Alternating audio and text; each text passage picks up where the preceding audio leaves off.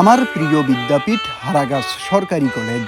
এই কলেজেই আমার ইন্টারমিডিয়েট তথা উচ্চ মাধ্যমিক জীবনের গুরুত্বপূর্ণ 2টি বছর কেটেছে।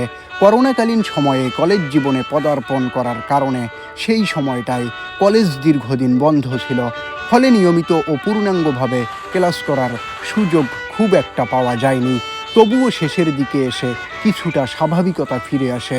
ক্লাসে অংশগ্রহণ, নতুন সহপাঠীদের সঙ্গে পরিচয় এবং ধীরে ধীরে গড়ে ওঠা বন্ধুত্ব সেই অভাবটুকু অনেকটাই পূরণ করে দেয়।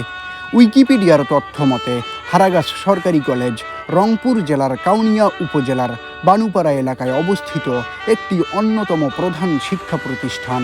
কলেজটি 1 জানুয়ারি 1973 সালে প্রতিষ্ঠিত হয় এবং প্রায় 5 একর জমির উপর গড়ে ওঠা এই শিক্ষা প্রতিষ্ঠানটি 2018 সালে সরকারিকরণের আওতায় আসে।